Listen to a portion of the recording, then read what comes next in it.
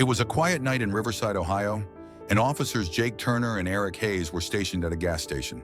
They sipped lukewarm coffee, passing the time on their night shift. The radio crackled, dispatching a call about a suspicious person in a suburban neighborhood. Nothing urgent, just another routine check.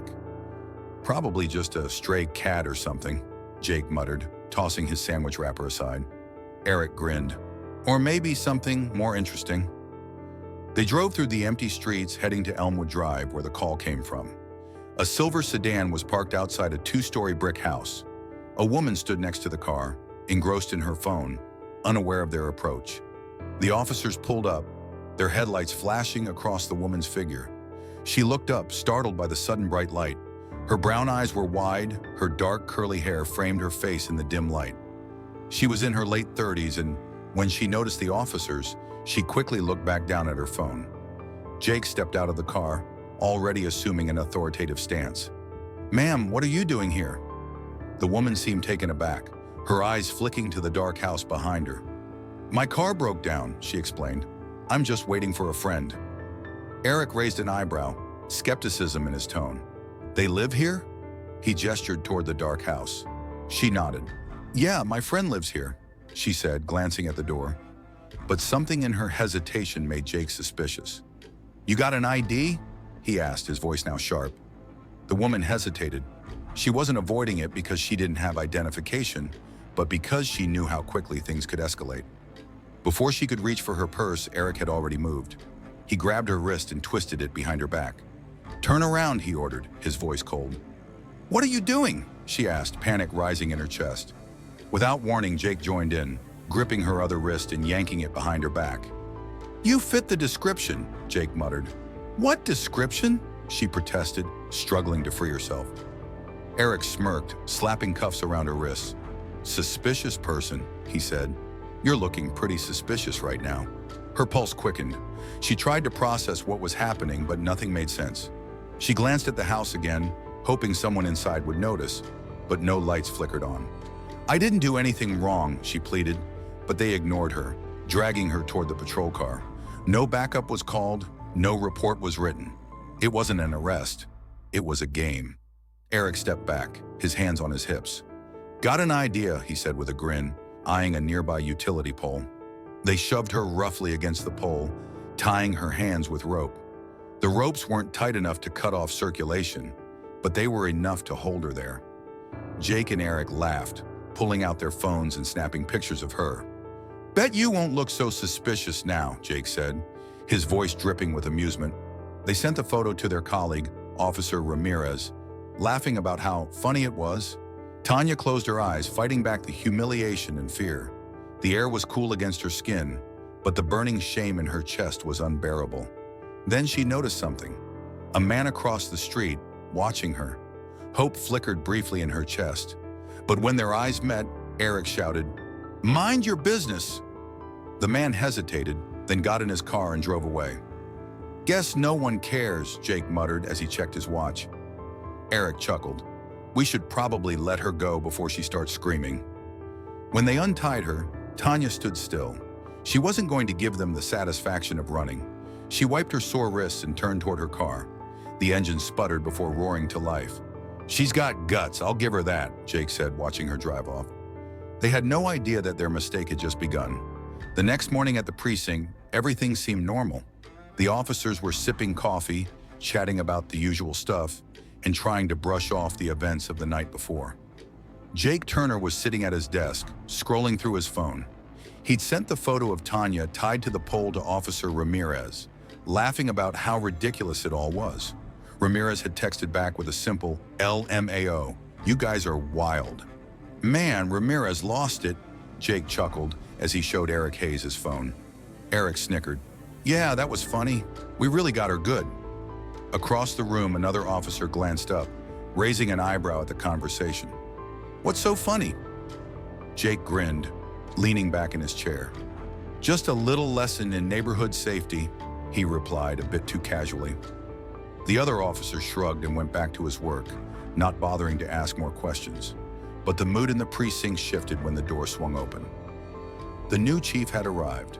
Detective Raymond Carter stepped into the room, his presence immediately cutting through the casual chatter. Tall, clean-cut, and impeccably dressed, Carter walked into the precinct with purpose, his sharp gaze scanning the room. Every officer seemed to stiffen under his gaze, sensing something different about him. Jake sat up straighter, adjusting his posture. Eric quickly buttoned his shirt, trying to look professional. The captain greeted Carter with a handshake, introducing him to the team. The buzz about Carter had been going around for weeks. He was a big name from Cincinnati, known for cleaning up departments in a way that made others uncomfortable. "Glad to have you here, Chief," the captain said, shaking Carter's hand firmly. "We've all been looking forward to working with you." Carter gave a polite nod, his deep voice steady and measured. "Likewise," he replied. His eyes swept the room, landing briefly on each officer, making them squirm just a little. The captain gestured toward the officers, introducing them one by one. When it was Jake and Eric's turn, they both grinned, extending their hands. "Welcome aboard, Chief," Jake said, trying to sound casual. Eric added, "Hope you like it here. We keep things tight around here." He gave a slight, friendly nod. Carter shook both of their hands, his grip firm but his face unreadable. He held their gazes for a moment longer than expected, before his eyes flickered to the captain. "You two been on patrol long?" Carter asked, his tone neutral. Jake shrugged, leaning back in his chair. 5 years. We know these streets like the back of our hands." Eric chuckled. "Yeah, we keep everything real tight around here. Nothing gets past us." Carter's lips pressed into a thin line, almost as if he were suppressing a smile. "That's good to know," he said quietly. Jake, feeling a little more relaxed, smirked. "Yeah, Chief, we've got it under control." Carter didn't respond right away. Instead, he stood there for a long moment, eyes focused on Eric before finally speaking. "I'm about to handle mine," he said, his voice low but carrying a weight that made everyone fall silent. Jake's smirk faded, and Eric looked away, suddenly uneasy. There was something about Carter that made the air feel thicker. The captain clapped Jake on the back, attempting to lighten the mood. "You'll like these guys, Chief. They know how to handle business." Carter's gaze shifted to the captain and then to the officers. "That's good to hear," he said, his eyes narrowing. "But I'm about to make sure you all handle it the right way." The tension in the room was palpable, as if the very air had shifted. The officers exchanged looks, unsure of what to expect next. The captain took a step back, clearing his throat as Carter walked toward his office, his shoes clicking sharply on the floor. As the door clicked shut behind him, a few officers exchanged uneasy glances. No one spoke. Everyone knew something was about to change. The air in the precinct felt different after Chief Raymond Carter arrived. The officers continued with their routine, but an unsettling silence hung over them. No one dared to ask Carter too many questions. He was calm, controlled, and his every move seemed deliberate. No one knew exactly what he was thinking, but it was clear that he wasn't like any chief they had ever had before. Later that day, while Jake Turner and Eric Hayes sat at their desks, gossiping about their latest arrest, Carter walked back into the room. The buzz in the precinct died instantly as he entered, his presence demanding attention. Without saying a word, Carter walked straight to the captain's office, where a few of the officers had gathered to discuss the day's cases. He stood at the door for a moment, watching them.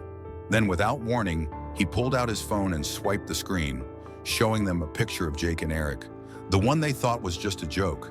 The photo from last night, Tanya tied to a pole, humiliated while they stood grinning, posing for the camera. Jake's face went pale. Eric felt his throat go dry. It took a moment for the reality to sink in. How could Carter have this photo? How did he know? And then, it hit them. The woman they had tied to the pole wasn't just some random person. She wasn't a nuisance, a nobody. She was Carter's sister. "Do you know her?" Carter's voice was deceptively calm, his eyes fixed on the two officers.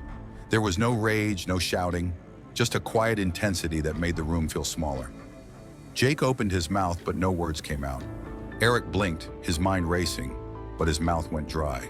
Neither of them could speak. "You tied my sister to a pole for fun?" Carter's voice was controlled, but the tension in it was undeniable. His gaze never left them. The silence stretched on as both officers tried to process what was happening. Jake's hands clenched into fists. His usual arrogance, The cocky attitude that had carried him through so many situations was gone. He was standing in front of a man who wasn't going to let this slide. Eric's eyes flickered around the room, avoiding eye contact with anyone else. His throat felt tight. "You humiliated her," Carter continued, his voice low, but with an edge that sent a chill through the room. "You laughed about it. You thought it was a joke. But now you're going to find out what happens when you cross the line." Jake's jaw clenched so tightly it looked like he might snap a tooth. Eric shifted uncomfortably, his eyes darting from Carter to his colleagues, but none of them were willing to speak up. Carter stepped closer, his eyes never leaving the officers. He was a figure of quiet authority, moving with purpose and precision, like a predator closing in on its prey. "I want to hear you finish that sentence," he said. "Go ahead. Tell me how you justify this." The room was tense, the silence deafening. Jake opened his mouth again, but still couldn't speak. Eric swallowed hard. They both knew they were in deep trouble, but there was no way out now. They couldn't talk their way out of this. Carter didn't blink. He just watched them, letting the silence stretch on. Then he spoke again, his voice icy. "You think that just because you didn't know who she was, that gives you a pass? That you can treat her like that?" Jake's stomach dropped as he realized the gravity of what had just happened.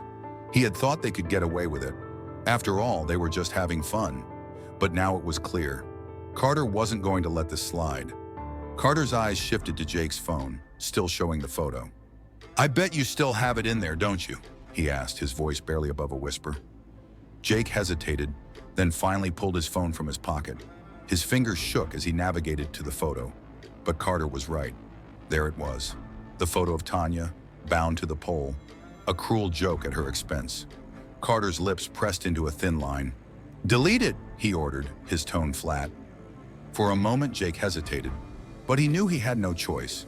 His fingers fumbled as he deleted the photo, feeling the weight of Carter's gaze on him. "You think that erases what you did?"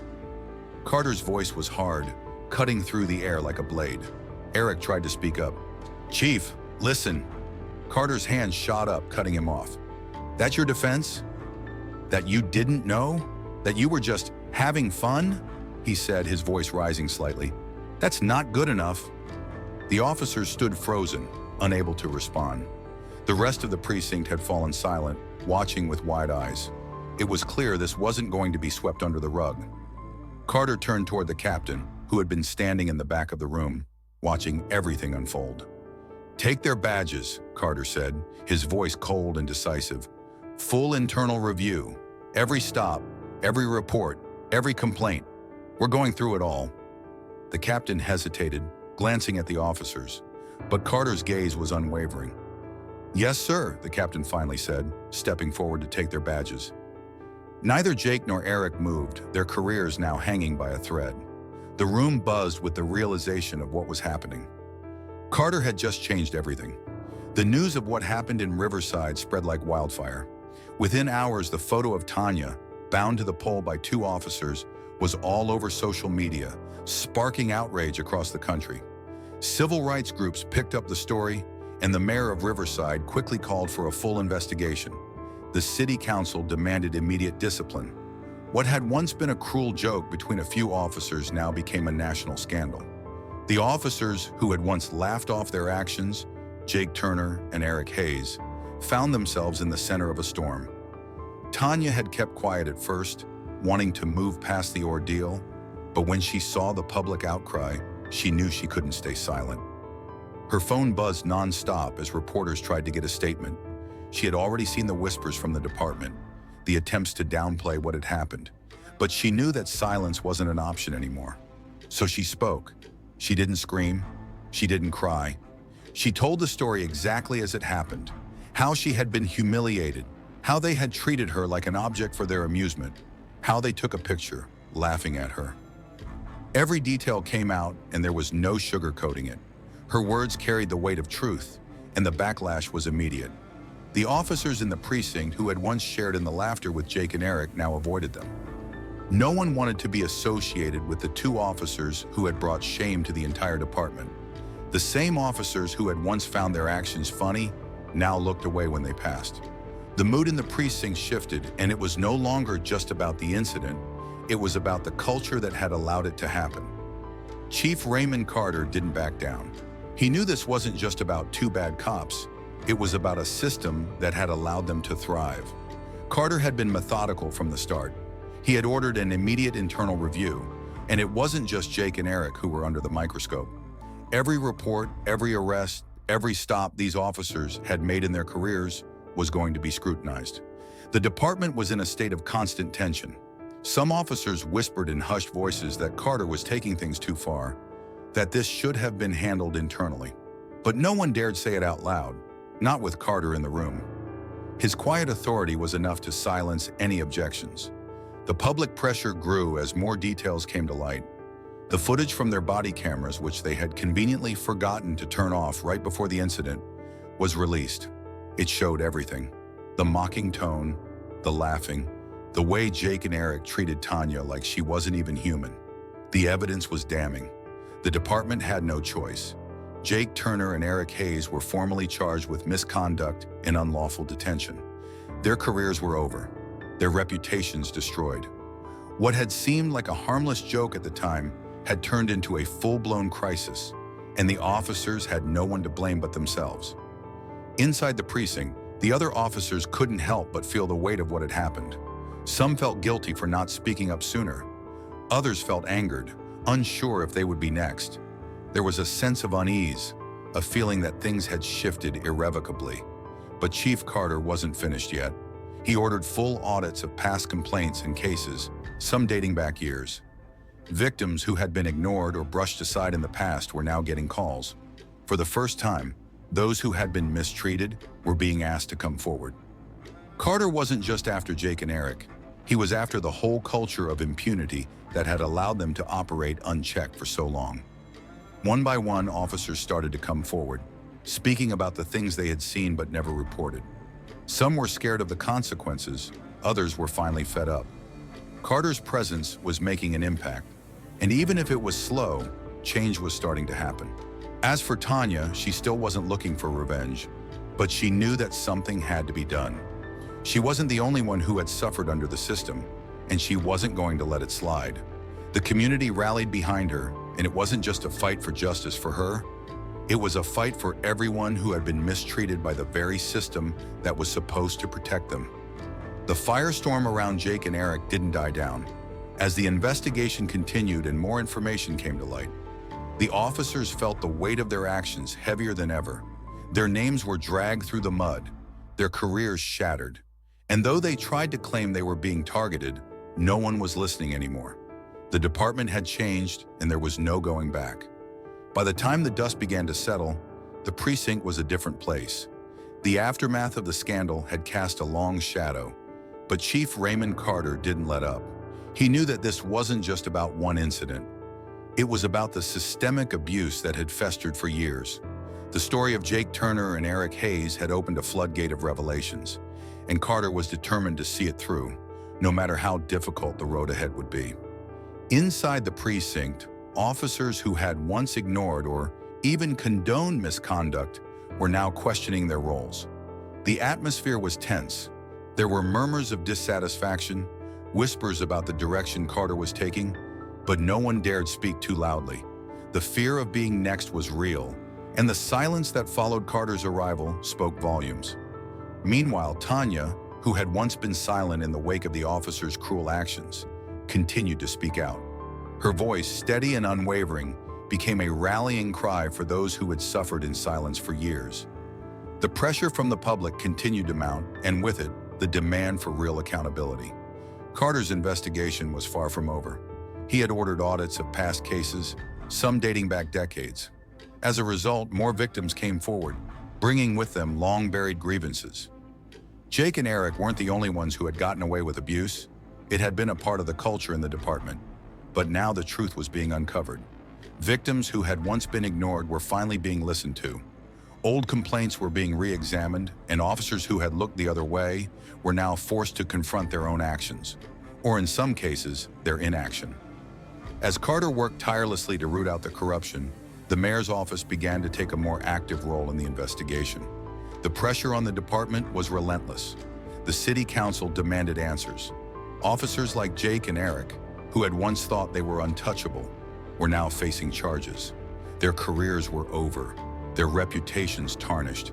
The photo that had been taken as a joke, the one that had been sent around the department, was now a symbol of the kind of behavior that could no longer be tolerated. The community, too, was in motion.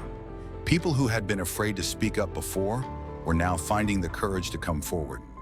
Civil rights organizations that had been working for years to expose police misconduct found their voices amplified. Tanya's quiet bravery had sparked something bigger, something that couldn't be undone.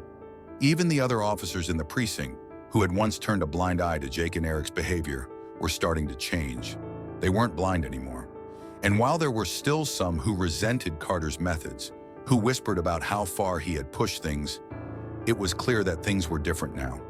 The culture of impunity that had once protected bad officers was being dismantled, piece by piece. One late evening, as Carter sat at his desk, surrounded by piles of files, he received a call from Tanya. It was just past midnight. "Hey, Chief," she said, her voice softer than usual. "You good?" Carter asked, leaning back in his chair, his eyes scanning the files in front of him. She laughed softly, a sound that was almost light. "Same. But hey, you really shook things up. It's not over, but it's a start." Carter smirked, rubbing his jaw. "Yeah, but it's not enough. Not yet." There was a pause on the other end of the line. Tanya knew exactly what he meant. The wheels of change had been set in motion, but the work was far from over. It would be a slow and difficult process, one that would face resistance from every corner. But Carter wasn't backing down. "You're right," Tanya said, "but it's a start, Carter. And sometimes, that's all you need." He sat in silence for a moment, looking at the stack of cases on his desk. A start. That's what they had now.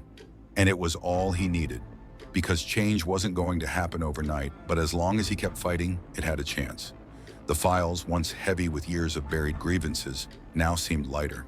The weight of what had happened and what was yet to come still pressed down on him, but for the first time in a long while, Carter felt like the fight for justice wasn't as impossible as it once had seemed.